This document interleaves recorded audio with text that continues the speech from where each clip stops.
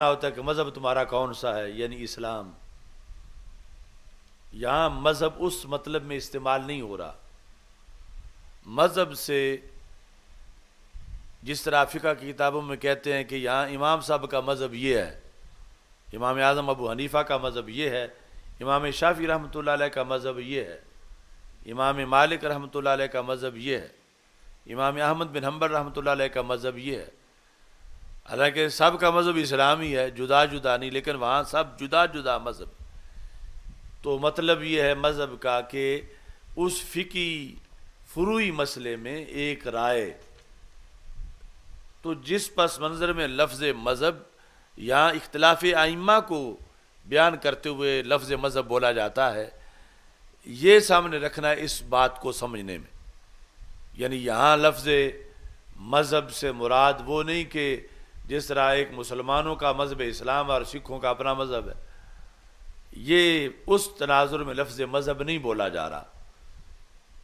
یہ اسلام کے اندر جو مذاہب ہیں فقہی اور اسلام کی طرف منسوب پھر جو عقیدے ہیں، اس کے لحاظ سے عقیدے کے لفظ اور مذہب میں جو فرق ہے، جو مذہب اسلام کے اندر پھر بولا جا رہا، اور یہ فرق بڑا اہم ہے. اذا سئلنا ام مذہبنا، جب سوال کیا جائے ہم سے ہمارے مذہب کے بارے میں، مثلا یہاں مذہب ہوگا مذہب فقہ حنفی. جب سوال کیا جائے ہم سے ہمارے مذہب کے بارے میں، وَمَذْهَبِ مُخَالِفِنَا، اور ہمارے مخالف کے مذہب کے بارے میں. اب یہاں مخالف کون ہوگا؟ مذہب امام شافعی، مذہب امام مالک، مذہب امام احمد بن حنبل رحمۃ اللہ علیہم. تو اب ہم کیا کہیں گے؟ قلنا وجوباً، ہم وجوبی طور پر یہ کہیں گے، یعنی دوسرا کوئی چانس ہی نہیں ہے، دوسرا کچھ بولنے کی اجازت نہیں ہے، بس یہی بولنا ہے. کیا؟ مذہبنا ثواب، صاد کے ساتھ، کہ ہمارا مذہب درست ہے. کیسا درست ہے؟ یحتمل الخطا، ہمارا مذہب ثواب ہے مگر خطا کا احتمال بھی رکھتا ہے. یہ فروع میں، اصول میں گنجائش نہیں ہوگی جا کر. ہمارا مذہب ثواب ہے، یہ حنفی کے لیے لازمی ہے کہ وہ یہ مانے، شافعی کے لیے اپنا لازمی ہے. ہمارا مذہب ثواب ہے. جب حنفی سے پوچھا گیا کہ یہ تمہارا مذہب حنفی ہے، اس کے بارے میں تمہاری کیا رائے ہے؟ تو وہ کہے ہمارا مذہب ثواب ہے مگر خطا کا احتمال رکھتا ہے. وَمَذْهَبُ مُخَالِفِنَا خَطَأٌ، ہمارے مخالف کا مذہب خطا ہے. يَحْتَمِلُ الصَّوَابَ، لیکن ثواب کا احتمال بھی رکھتا ہے. ایسا نہ ہو کہ بوڑھے ہو جاؤ اور ساری عمر پتہ ہی نہ چلے کہ مذہب اور عقیدے کا فرق ہے. مذہب میں یہ گنجائش روا ہے کہ مذہب ہمارا ثواب ہے لیکن احتمال خطا بھی ہے، اور ہمارے مقابل کا جو مذہب ہے، اب عقیدے کی بات نہیں، فقہی مذہب، ہمارے مقابل کا جو ہے وہ خطا ہے مگر احتمال ثواب بھی رکھتا ہے. عقیدے میں اگر دوسرے کے بارے میں ایسی چیز آئے گی تو پھر وہ اصول کلیت کہلائے گا، پھر وہ عقیدہ ڈیمیج ہے. پھر ایسے عقیدے والا بندہ جو ہے وہ رسوخ فی العقیدہ سے محروم ہے. مثلا عقیدے کی بنیاد پر نا سنی وہابی یا سنی شیعہ، تو جو عقیدے میں کہے کہ ہم درست ہے مگر احتمال ان کا بھی ہے، تو پھر سب کچھ ختم ہو جائے گا۔ یہ لفظ مذہب کی بات ہو رہی ہے، جس کی وضاحت ہم نے اسلام کے اندر جو فروعی باتیں ان کے لحاظ سے کی۔ تو یہاں اذا سئلنا عن مذہبنا و مذہب مخالفنا، جب ہم سے سوال کیا جائے کہ اپنے مذہب کے بارے میں بتاؤ اور اپنے مخالف کے مذہب کے بارے میں بھی بتاؤ، تو ہم کہیں گے وجوباً، کیا کہیں گے؟ مذہبنا صواب یحتمل الخطا و مذہب مخالفنا خطا یحتمل الصواب۔ ان کا مذہب خطا ہے لیکن ثواب کا بھی احتمال ہے، ہمارا مذہب ثواب ہے مگر خطا کا بھی احتمال ہے۔ وَإِذَا سُئِلْنَا عَن مُعْتَقَدِنَا، جب ہم سے یہ سوال کیا جائے ہمارے عقیدے کے بارے میں، اب بات آئی ہے کس کی؟ عقیدے کی۔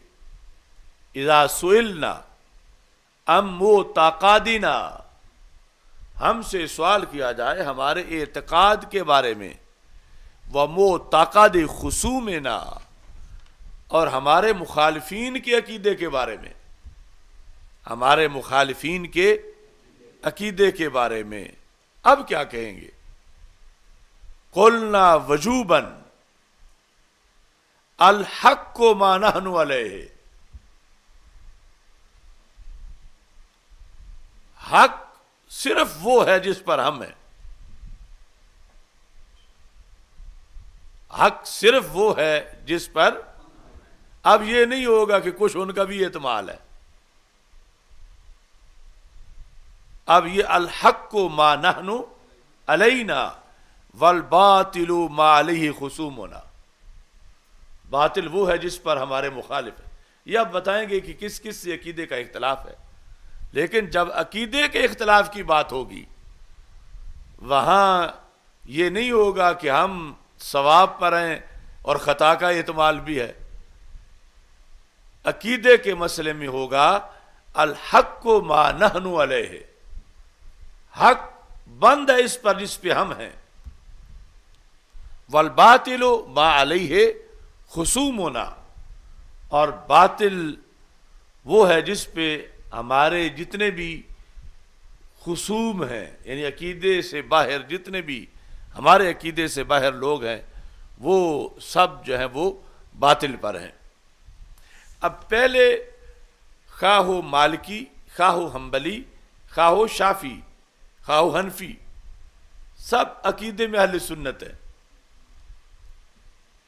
وہاں اس لیے نرمی تھی کہ سب کا عقیدہ ایک ہے، اور اختلاف ہے مذہب میں، عقیدے میں اختلاف، عقیدہ سب کا ایک ہے، وہ ہے اہل سنت۔ تو اس بنیاد پر اب یہاں شافعی اور حنبلی کی جنگ یا حنفی اور مالکی کی جنگ وہ نہیں ہے، ایک امام کے پیچھے نمازیں بھی پڑھ سکتے ہیں، اور جب کہ وہ محل اختلاف میں احتیاط کرتا ہو، کیوں پڑھ سکتے ہیں؟ عقیدہ ایک ہے، ان چاروں کا عقیدہ، اور وہ ہے اہل سنت، اور اہل سنت حق پر ہیں، تو چاروں ہی حق پر ہیں، چاروں ہی، یعنی جو حق باطل کے مقابلے میں ہے چاروں ہی حق پر ہیں، لیکن ان کا آپس کا اختلاف وہ ہے مذہب کا اختلاف، عقیدے کا اختلاف نہیں ہے، عقیدے اور مذہب میں فرق ہے، مذہب کا یعنی فقہی مذہب کا اختلاف، اور اس میں یہ ہے کہ ہر ایک کہہ سکتا ہے ہم صواب ہیں لیکن خطا کا بھی احتمال ہے، اور باطل ہمارا جو مقابل ہے ہمارا مذہب میں وہ باطل پر ہے، وہ خطا پر ہے، خطا کا لفظ بولیں گے، وہ خطا پر ہے لیکن ثواب کا بھی احتمال رکھتا ہے۔ مگر جب عقیدے کی بات ہوگی تو پھر اگر کوئی گنجائش رکھے کہ ہم سچے ہیں مگر ہو سکتا ہے وہ بھی ہوں دوسرے عقیدے والے عقیدے میں، اب یہ جو کہہ رہا ہے اس کا اپنا عقیدہ صحیح نہیں، اور آج یہ روگ لگا ہوا ہے. یعنی کوئی کہتا ہے کچھ باتیں ہماری ٹھیک ہیں، کچھ ان کی ٹھیک ہیں. اگر 1% بھی دوسروں کی ٹھیک سمجھے گا عقیدے میں، 1% کہے گا کہ ہمارا عقیدہ 99% تو صحیح ہے لیکن 1% ہمارا ان کا عقیدہ صحیح ہے، تو عقیدے میں یہ کہنے کی گنجائش ہی نہیں. عقیدہ جو ہے وہ یہ ہے کہ ہم کہیں گے الحق ما نحن علیہ، ہم اہل سنت کہیں گے کہ حق وہ ہے جس پر ہم ہیں، والباطل ما علیہ خصومنا، اور باطل وہ ہے جس پر ہمارے دشمن ہیں، ہمارے مقابل ہیں. اب یہاں مقابل شافعی نہیں، یہاں مالکی حنبلی مقابل نہیں، وہ مقابل ہیں جو سارے اہل سنت سے خارج ہیں، وہ مقابل ہیں. اور ان کے بارے میں یہ کہا جائے گا کہ وہ باطل پر ہیں، وہ باطل پر ہیں. اب اس میں ایک فرق جو ہے وہ جو آپ حضرات پر فرض ہے اس کو عیاں کرنا عوام میں. یعنی جس وقت آپ صلح کلیت کے خلاف بولتے ہیں تو ہو سکتا ہے کوئی کہے کہ کتابیں بھری پڑی ہیں، یہ تو امام اعظم یہ کہتے ہیں، امام مالک یہ کہتے ہیں، امام شافعی یہ کہتے ہیں، اور تم جو ہے یہ کہہ رہے ہو کہ صلح کلیت کے خلاف بول رہے ہو کہ اور کسی کو نہ مانو. تو پھر یہ تو سارا اوروں کا بھی ادب کیا اور احترام کیا جا رہا ہے اور کہیں ان کی بات بھی مانی جا رہی ہے. تو آپ بتا سکتے ہیں کہ مذہب اور عقیدے میں فرق سمجھو. یعنی یہ ساری جو دھاندلی وہ لوگ کرتے ہیں وہ اس بیس پر کرتے ہیں کہ مذہب اور عقیدے کو ملا دیتے ہیں. اب کوئی سکول پڑھا ہوا وہ تو یہ سمجھے گا کہ مذہب عقیدہ تو ایک ہی چیز ہے، لیکن یہ اپنی اصطلاحیں ہیں علم کی. فتاوی شامی سے ہم پڑھ رہے ہیں اور در مختار سے، اور یہ سارا دین علماء کی اصطلاحوں پر ہے. اور علماء کی اصطلاحوں میں انہوں نے یہ جو ہے الاشباہ والنظائر سے لکھا ہے کہ علماء کی اصطلاح میں مذہب اور عقیدے میں بڑا فرق ہے. مذہب میں یہ جائز ہے، اور جو مذہب کی بنیاد پر اختلاف ہے وہ اہل سنت کے اندر کا اختلاف، اور جو عقیدے کی بنیاد پر ہے وہ اہل سنت کا باقی جو اہل سنت سے باہر ہیں ان کے ساتھ ہے. تو لہذا مذہب کی بنیاد پر اختلاف کی دلیلیں تم عقیدے کے اختلاف کی دلیلوں کے مقابلے میں نہیں لا سکتے، کیونکہ مذہب کے اختلاف کے احکام اور ہیں، عقیدے کے اختلاف کے احکام اور ہیں. وہاں ایک ہی عقیدے کے اندر کی باتیں ہیں جن کو بیس بنا کے تم کئی عقیدوں کو مکس کرنا چاہتے ہو اور صلح کلیت بنانا چاہتے ہو. یہ قیاس مال فارق ہے، قیاس مال فارق ہے. اگر اس کی دلیل دینی ہے تو کوئی تمہیں ملتی ہے تو پھر اہل سنت کا جن سے اعتقادی اختلاف ہے ان کے لحاظ سے کوئی بتاؤ، جبکہ ان کے لحاظ سے ایسی کوئی بات نہیں ہے. تو ایک یہ یعنی ان کا حربہ ہے خالص سچے دین کا رستہ روکنے کا، اور صلح کلیت جو ایک شعبہ ہے وحدت ادیان کا اور امریکی ایجنڈا ہے، اس کو تقویت دینے کا. یعنی ایک دھوکہ یہ ہے کہ مذہب اور عقیدے میں فرق نہیں کیا جاتا، جبکہ ہمارے اصول میں اب یہ بات تو ہم ان سے ہی کر سکتے ہیں جو اس فقہ کو مانتے ہیں، اہل سنت جو ان فتاوی کو مانتے ہیں، جو ان اکابرین کو مانتے ہیں کہ تم اس مسلک سے تعلق رکھتے ہو اور اس مسلک کے فتاوی میں یہ لکھا ہوا ہے کہ عقیدے اور مذہب میں فرق ہے. مذہب کے اندر یہ جائز ہوتا ہے کہ ہم ثواب پر ہیں، خطا کا احتمال بھی ہے، مگر عقیدے میں یہ جائز، عقیدہ یہ ہے کہ جس پر ہم ہیں وہ حق ہے اور جس پر مخالف ہے وہ باطل ہے. اب یہاں پر جس طرح کل بتایا تھا کہ امریکہ کو چڑ ہے کس جملے سے کہ صرف اسلام ہی سچا مذہب ہے، صرف اسلام ہی. جنہیں اس سے چڑ ہے انہیں اسی طرح کی اس سے بھی چڑ ہے کہ صرف اہل سنت ہی سچا عقیدہ ہے اپنے اس اصول کے مطابق. اور دوسری طرف اگر یہاں سے لوز ہوگا تو پھر اوپر والا جملہ بھی بول جائے گا. اگر اہل سنت والے پلیٹ فارم میں ڈھیلا ہو گیا کہ ہم بھی سچے ہیں، ہو سکتا ہے وہ بھی سچے ہوں، اب اس سے امید کی جا سکتی ہے کہ اوپر جا کے یہ کہہ دے کہ اسلام سچا ہے لیکن ہو سکتا ہے دوسرے بھی سچے ہوں. یہ رستہ ہے امریکیت کا یا استعمار کا یا انٹرنیشنل ایجنڈے کا. اور ہمارا رستہ جو ہے وہ یہ ہے کہ جب اہل سنت پہ ڈٹ جائے گا تو پھر اسلام پہ بھی ڈٹ جائے گا. تو آج کچھ لوگ یعنی جس وقت ہم مسلکی پختگی کی اور صلح بات کرتے ہیں اور صلح کلیت کا رد کرتے ہیں تو وہ الٹا چور کوتوال کو ڈانٹے وہ ہمیں تانا دیتے ہیں کہ یہ پھر امریکہ سے ملے ہوئے ہیں، یہ کسی سے فنڈ لے رہے ہیں، یہ کسی سے مفاد لے رہے ہیں. یعنی اب بات یعنی سوچنے کی یہ ہے کہ یہ کہنے والا پھر کتنا احمق ہوگا کہ جو امریکہ یہ ایجنڈا رکھتا ہے وحدت ادیان والا، اس کو ایسا نظریہ جس پہ ہم کھڑے ہیں یہ تو سوٹ ہی نہیں کرتا. اس کو تو وہ سوٹ کرتا ہے جو وحدت مسالک کا قائل ہو. وحدت مسالک پہلی سیڑھی ہے، پھر جا کے وحدت ادیان ہوگا. جس طرح طاہر القادری نے ایک زمانہ پہلا جو گزارا تو وہ سارا ایجنڈا تھا وحدت مسالک کا، اور یہاں جس وقت اس نے اس میں انہیں اپنا آپ دکھایا تو پھر انہوں نے اپنے پاس بلایا. پھر اس نے ویمبلے میں میلہ مویشیاں سجایا اور وہاں اس نے سارے مذاہب کو بلا کر کہا کہ سب مذہب ایک ہیں. اب یہ ترتیب ہے. یعنی وحدت ادیان وہ قائل ہو سکتا ہے جو وحدت مسالک والا کڑوا گھونٹ بھر گیا ہو، اب اس کے لیے ہے.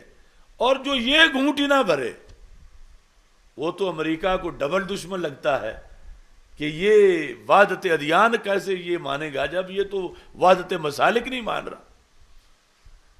تو یہ یعنی ان لوگوں کا ایک اور ہتھ کنڈا ہے کہ اپنے دونوں ہاتھوں سے امریکہ کے یہاں تک کہ ان کے جو گرجے ہیں ان کے مفادات فنڈوں کے ہڑپ کر رہے ہیں، اور اللہ کے فضل سے ہم اپنی زندگی روزے میں گزار رہے ہیں.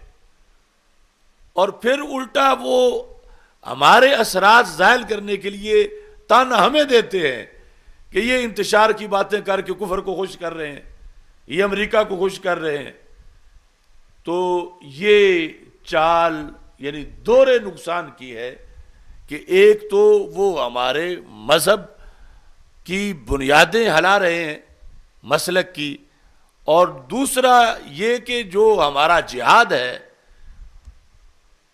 یعنی ویزے بند، نیشنلٹی تو بڑی دور کی بات ہے، اور دورے اور مفادات اور سارے چکر یہ تو بڑی دور کی بات ہے. ہماری تو تصویر بھی انہیں ہضم نہیں ہوتی. یعنی اتنے ہمارے اوپر وہ خوش ہوتے ہمارے ایجنڈے پر تو پھر ہماری راہیں کھولتے. اگرچہ یعنی ہمیں پسند نہیں، وہ اگر پسند کر جاتے کہ ان کا نظریہ ہمیں سوٹ کرتا ہے تو پھر نیشنلٹی نہیں کم از کم ہمیں ویزا ہی دیتے. جو ہر ملک میں ہم پر پابندی لگائی، ہم پر تو کیا ہماری تصویروں پر، وہ اس بیس پر کہ جو ان کا ایجنڈا ہے ہم اس کو شروع سے کاٹ رہے ہیں، اور جو اس ایجنڈے کو دن رات فکری پانی دیتے ہیں انہیں وہ گود میں بٹھائے ہوئے ہیں. اور پھر وہ لوگوں کی آنکھوں میں دھول جھونکنے کے لیے کہ انہیں پتہ نہ چل جائے کہ ہم باطل کی آغوش میں بیٹھ کے کیا کیا لے رہے ہیں، وہ الٹا پھر حق پرستوں پر تان بھی کرتے ہیں کہ یہ انتشار کی باتیں کر کے کفر کو خوش کر رہے ہیں. تو یہ بھی بات ذہن میں رکھنی چاہیے کہ ترتیب کیا ہے اور پھر صورت واقعہ کیا ہے، یعنی صورت واقعہ ایک عام اس مسئلے سے ہٹ کر جو جس پر خوش ہو اس کے ساتھ اس کے کیسے تعلق ہوتے ہیں، اور جس پر ناراض ہو اس کے ساتھ اس کے کیسے تعلق ہوتے ہیں، اور پھر ان کی اور ہماری صورتحال کو وہ موازنہ کرے کہ باطل کس پر خوش ہے اور باطل کس سے ناراض ہے، کس کی طرف سے باطل پر پابندیاں ہیں انٹرنیشنل سطح پر بھی اور ان کے کہنے پر ملک میں بھی، اور کس کے کہنے پر کس کو کھلی چھٹی ہے پوری دنیا کے اندر۔ تو اصل میں یہ اصول ہیں جو بیان کرنے میں منٹ دو منٹ لگتے ہیں، مگر ان پہ پھر پوری زندگی غیروں کے ہتھوڑے برداشت کرنا وہ مشکل ہوتا، اس پر پیرا دینا وہ مشکل ہوتا، اس کو نبھانا مشکل ہوتا۔ تو یہ یعنی اصول آپ حضرات نے ذہن میں رکھنا ہے، معتقد یعنی عقیدے اور مذہب کے بارے میں، اصطلاح مذہب اور معتقد یا مذہب اور عقیدہ۔ تو عقیدہ جو ہے اس میں دوسری طرف حق کی کوئی گنجائش نہیں ہے۔ پھر ایک یہ غلوطہ ہے کہ 4 فقہ ہیں، یہ جو تفضیلی لوگ ہیں انہوں نے کچھ وقت سے یہ بھی ایک بات شروع کی ہوئی ہے کہ جیسے 4 فقہی مذہب ہیں تو 4 نہیں 5 ہیں، کہ 5واں کیا ہے، 5واں فقہ جعفری ہے، سمجھ آ رہی ہے؟ اور اس میں عام لوگ جو ہے ان کے لحاظ سے تو یہ بات سوٹ بھی کرتی ہے کہ آخر وہ بھی ایک فقہ ہے۔ ان 4 کی بات اگر کی جاتی ہے تو فتوے میں ان کی بات بھی کی جائے، یا پھر ان 4 کی جو سیٹ ہے باہمی اختلاف کو بیان کرنے میں تو 5ویں کرسی اس فقہ کی بھی ہو، فقہ جعفری کی، جس طرح چینلوں والے بٹھا لیتے ہیں، سمجھ آ رہی ہے نا؟ اس طرح کی باتیں مفتی محمد خان قادری وغیرہ نے شروع کی تھی۔ تو یاد رکھیں فقہ جعفری کو ان 4 کے ساتھ 5ویں فقہ نہیں بنایا جا سکتا۔ فقہ 4 ہیں، سکول آف تھاٹ فقہ کے لحاظ سے 4 ہیں، فقہ جعفری ان کے ساتھ 5ویں نہیں ہے۔ کیوں؟ یہ 4 ہیں مذہب کی بنیاد پر، عقیدہ ایک ہے، اور ان سے اختلاف عقیدے پر ہے، یعنی یہ 4 ان کے جو کرسی ہے ایوان فقاہت میں 4 کی، وہ مسلک اہل سنت کی بیس پر ہے، اور جعفری والوں کا تو مسلک اہل سنت کا نہیں، وہ اس ایوان میں ان کی کرسی کہاں سے آئی؟ لہذا ان 4 فقہوں کے ساتھ 5ویں فقہ، 5ویں کو بطور فقہ کے یعنی فقہ جعفری کو شامل نہیں کیا جا سکتا، کہ ان 4 کی جو بیس ہے وہ اہل سنت کی چھتری کے نیچے یہ 4 ہے، یعنی مذہب سے پہلے ان کا مسلک ہے، فقہی مذہب سے پہلے ان کا عقیدہ دیکھا گیا ہے، اور عقیدے میں اہل سنت تھے 4، تو پھر 4 کی فقہ جو ہے اس کا اعتبار کیا گیا، پھر کعبے کے گرد 4 مصلے رکھے گئے، اور یہ 4 جو ہے مختلف احکام میں ان کی حیثیت کو مانا گیا۔ اب 5ویں کی وہی حیثیت ہے ہی نہیں، کیونکہ جس بیس پر کرسی منظور ہوتی ہے وہ عقیدہ ہے، اور ان کا عقیدہ اہل سنت کا ہے ہی نہیں، ان سے اختلاف اعتقادی طور پر ہے، اور مذہب والے اختلاف میں کیا ہے، ہم حق پر ہیں، خطا بھی کا بھی احتمال ہے، لیکن جو ان کے ساتھ ہے وہ دوسرا ہے، الحق و ما نحن علیہ، حق وہ ہے جس پر ہم ہیں، خطا کا احتمال ہی۔ تو اگر ہم ان کو 5ویں کرسی دیں تو پھر ان کے بارے میں بھی کہنا پڑے گا کہ ہو سکتا ہے وہ حق پر ہوں، سمجھ آ رہی ہے نا؟ اب یہ مکس کرتے وقت وہ جھانسا دے رہے ہیں لفظ مذہب کا، اور کام کروانا چاہتے ہیں عقیدے کا، کہ عقیدے میں مان لیا جائے، عقیدے میں مکس کر لیا جائے۔ جبکہ ان کا عقیدہ اور ہے، ہمارا عقیدہ. یعنی اس بحث کو سامنے رکھ کر اب سمجھ آ سکتی ہے کہ ان کی پانچویں فقہ کا کوئی یہاں احتمال نہیں، کیونکہ پانچویں والے عقیدہ اور رکھتے ہیں، اور یہاں جو ہے ان سب کا عقیدہ ایک ہے. اس ایک عقیدے کو مان کے پھر آگے فروعی اختلاف ہے جس کو مذہب کہتے ہیں، جبکہ ان سے ہمارا اصولی اختلاف ہے جس کو عقیدہ کہتے ہیں. تو لہٰذا یہ نہ کہا جائے کہ عالم اسلام کی 5 فقہ ہیں، 5ویں فقہ جعفریہ ہے. ہرگز ایسا کہنا اہل سنت سے غداری کرنا ہے. اہل سنت کے اندر 4 فقہ ہیں، اور فقہ میں مذہب چلتا ہے، وہاں اختلاف فروعی ہوتا ہے. اور یہ جس عقیدے والوں کی جعفریہ ہے ان سے اختلاف ہمارا عقیدے کی بنیاد پر ہے، اور جو عقیدے کی بنیاد پر اختلاف ہے وہاں پر وہ ہے کہ الحق ما نحن علیہ. اور پھر یہ علیحدہ بات ہے کہ جس کو وہ فقہ جعفریہ کہتے ہیں وہ ان کے اپنے گھڑے ہوئے خرافات، یعنی وہ امام جعفر صادق رضی اللہ تعالی عنہ کی تعلیمات ہرگز نہیں ہیں. وہ ایک علیحدہ معاملہ ہے کہ لفظ جعفریہ کیوں استعمال کرتے ہیں وہ، لیکن جس پر وہ استعمال کر رہے ہیں اس کی 5ویں کرسی ایوان فقاہت میں امت کے اندر ہرگز نہیں ہے. یہ 4 فقہ ہیں، اور یہ ماضی گزر گیا، زمانہ طے ہو گیا. اب جس کے 4 بیٹے ہوں آج 5واں اس کے ساتھ کیسے ملا سکتے ہیں؟ تو اس طرح فکری طور پر یہ ترتیب آئی ہے، اور اسی ترتیب کو ہی پیش نظر رکھا جائے گا. یعنی یہ تفضیلیوں کی طرف سے اب یہ کوشش کی جا رہی ہے. یعنی جس بات کی اجازت داتا صاحب نے اپنے زمانے میں نہیں دی، داتا صاحب رحمۃ اللہ علیہ نے کہ 5ویں یہ کر لو، حضرت خواجہ غریب نواز رحمۃ اللہ علیہ نے اجازت نہیں دی، حضرت بابا فرید رحمۃ اللہ علیہ نے اجازت نہیں دی، مجدد صاحب رحمۃ اللہ علیہ نے نہیں دی، حضرت شیخ عبدالحق محدث دہلوی رحمۃ اللہ علیہ نے نہیں دی.